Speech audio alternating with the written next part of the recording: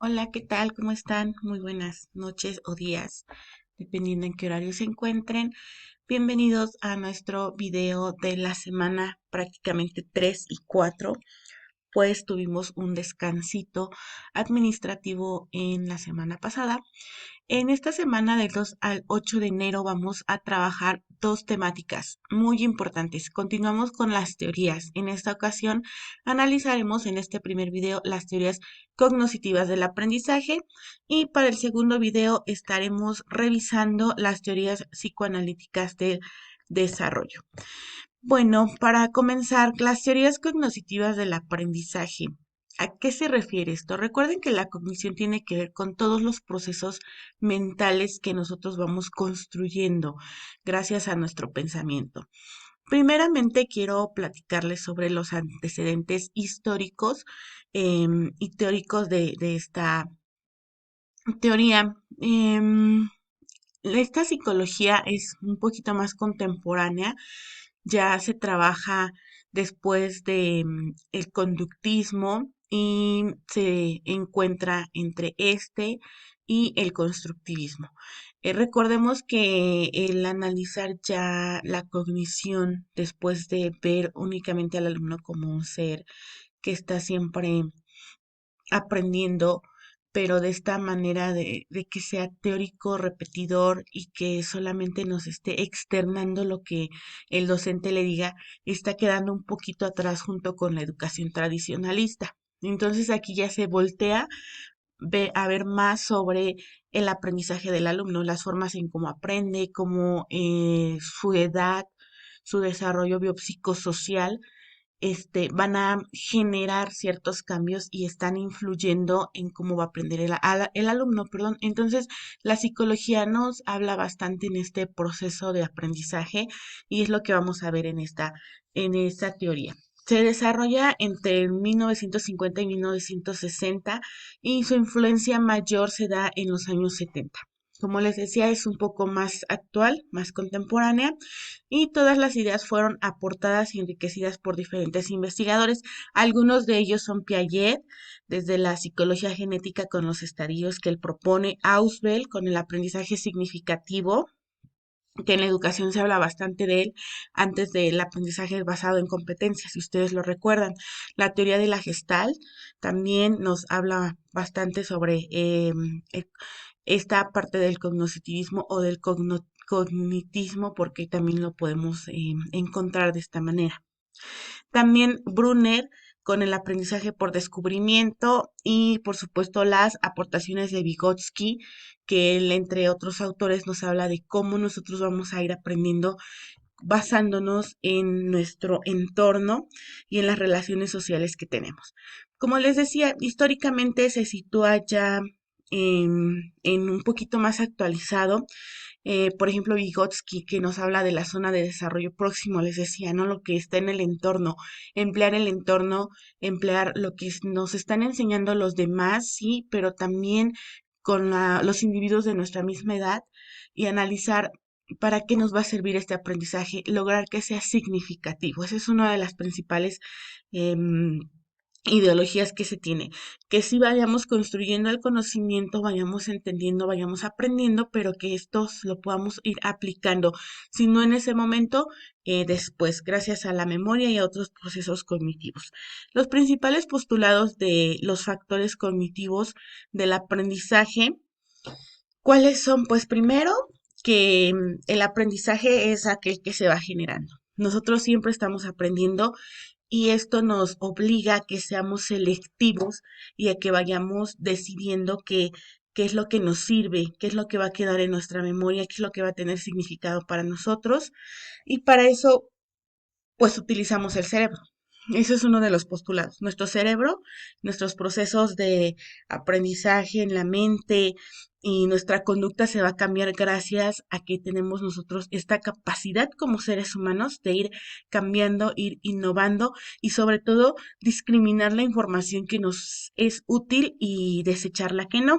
Este enfoque también va construyendo una perspectiva más centrada en estos procesos, en analizar cómo es nuestro proceso psicológico, cómo estudiamos y sobre todo que también habla de algunos conceptos. Esta teoría social cognitiva que les presento en esta diapositiva, el número uno, lo tenemos dentro o como parte de ella como el aprendizaje por observación, en el que nosotros vamos aprendiendo a través de lo que hacen las otras personas. También reproducimos lo que en algún momento estamos viendo, lo que es eficaz. Si nosotros como individuos estamos en cierto ambiente, pues vamos a tener acceso y nos vamos a ver motivados para poder generar algo. Entonces, de esto también habla el conocimiento y este proceso que se va dando como seres humanos. La autosuficiencia en el número 3, que se sitúa cuando estamos aprendiendo, mejoramos nuestro conocimiento y el comportamiento. Entonces nosotros vamos generando a través de la práctica que seamos suficientes y autosuficientes, que yo sepa hacerlo, que yo lo decida y lo proyecte. En el número 4 tenemos la defensa emocional, que también, si ustedes recuerden, últimamente se habla bastante de los procesos psicológicos del ser humano. Si nosotros estamos en un ambiente estresante y negativo, nosotros no vamos a lograr un aprendizaje efectivo en los alumnos. Eso es algo muy importante. Todo lo que pasa en nuestra mente está ligado con nuestro entorno, pero también con lo emocional. Y la 5, la capacidad de autorregulación. Cuando ya el hombre o el individuo es capaz de controlar su comportamiento, aunque el entorno no le sea muy favorable o este entorno sea desfavorable. Entonces, estos cinco postulados van a generar la teoría básica del cognitivismo. Aplicaciones recientes de esta teoría en la educación. Recordemos que ya les mencioné alguna, fijarnos en el entorno, prácticamente ver qué es lo que va a aprender el alumno, qué es lo que le rodea, cuáles son los materiales que tiene a su alcance y cómo los va a emplear. Pero también algo muy importante que no tenemos que olvidar son las emociones. Este proceso que todo ser humano pues va siempre a tener y a fijarse en él es dentro del aula y fuera del aula, cómo va a aprender el alumno, porque si yo estoy viviendo en un ambiente hostil o negativo, va a generar que mi aprendizaje no sea óptimo. Ya el alumno, les comentaba, no es receptor pasivo, debemos de generar experiencia y esa es otra de las cuestiones que se aplican actualmente en la educación. Contextualizar al alumno, que él esté activo, que no solamente sea eh, repetir, ejercitar y teoría, que se oriente hacia la práctica, hacia los procesos que no sean mecánicos, que sea activo, que construya su aprendizaje y que interprete también todos los procesos que se van a ir generando a lo largo de su vida, estos conocimientos que existen, las metas que se está proponiendo y que va a ir logrando poco a poco también deben de influir cuando llegamos a la escuela y sacamos a nuestro alumno de un ambiente cotidiano y superficial y lo adentramos a uno que está más significativo, pues va a generar este proceso más completo. Entonces les decía, aquí vemos, ¿no? Por ejemplo, el aprendizaje significativo que propone Ausubel cuando él nos platica y nos comenta que el entorno debe de ser el adecuado. El ser humano debe adquirir y almacenar la información de acuerdo a las ideas que va representando, dependiendo también el campo de conocimiento. Procesa la información y es capaz de darle significado y sentido a lo que está aprendiendo. Si no es así, pues en un futuro el alumno lo va a olvidar y no va a recuperar el aprendizaje que tuvo. La otra es la estrategia instruccional de Brunner. Nos habla de que el individuo va a través de diferentes etapas construyendo su desarrollo y estas etapas son tres, es la ejecutora, la icónica y la simbólica. La primera, la ejecutora, está basada en la acción manipulativa, cuando el alumno tiene materiales concretos en el aula. Por ejemplo, la icónica está relacionada con las representaciones a través de diferentes imágenes y la simbólica ya nada más en lenguajes y crea conceptos en su mente. Esto se utiliza bastante en matemáticas y si ustedes han escuchado un poco o han puesto en práctica dentro de la resolución de problemas, el método Singapur está ligado con esta propuesta de Brunner, en donde primero el alumno debe de pasar por la etapa de la manipulación, después con la simbólica, la gráfica y hasta el final pues ya la concreta. No es un parecido, no es exactamente esto, pero es em, Singapur se basó en esto para que hicieran su propuesta. Y el último es el modelo teórico práctico de Feuerstein. Este se basa o se enfoca en mejorar la capacidad de la inteligencia a través de modalidades de intervención cognitiva. Algunas variables dentro de este modelo son la inteligencia, el potencial del aprendizaje y las diferencias individuales, sociales y contextuales que se dan en el contexto, ¿no? Sobre todo del individuo, en dónde se está desarrollando, en dónde se desenvuelve y principalmente cómo le va a afectar o a beneficiar en su desarrollo. Posteriormente tenemos la importancia de aprender a pensar en el mundo actual. Sabemos que el mundo está cada vez más globalizado.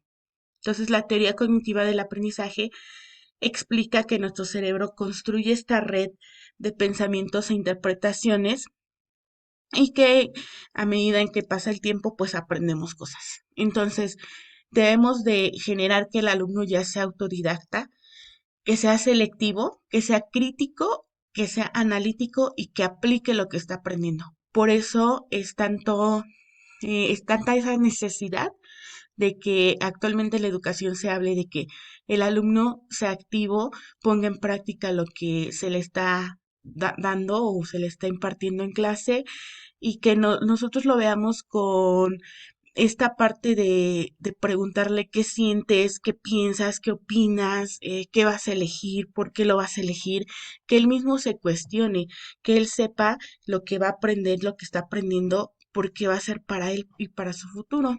Entonces, se va sustituyendo el término de pensamiento por no solamente en cuestión del opinar o creer o recordar, sino que todo esto se conjunte para lograr la inteligencia y un pensamiento que al final no son términos sinónimos, ¿no? La inteligencia es una capacidad y el pensamiento es lo que se construye de acuerdo a nuestra experiencia directa con el entorno.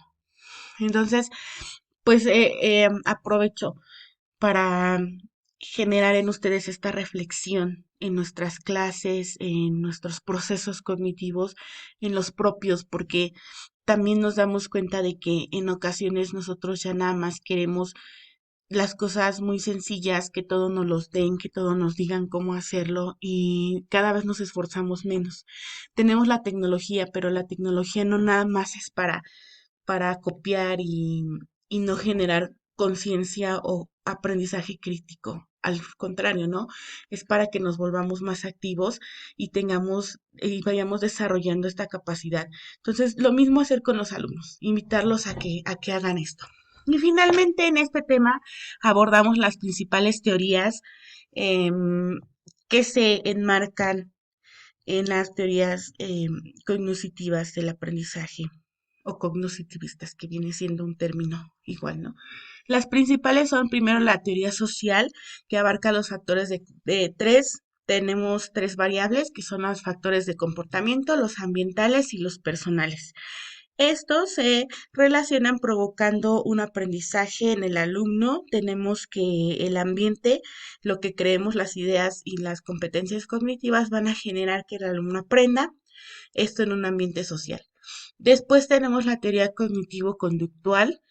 Cuando hablamos sobre que se va a determinar el patrón de comportamiento de acuerdo a el entorno. Cuando nosotros vemos que es algo positivo o negativo. La teoría cognitiva nos habla de el yo, el mundo del ambiente y el futuro. Lo que queremos lograr, lo que yo soy y cómo me ven los demás.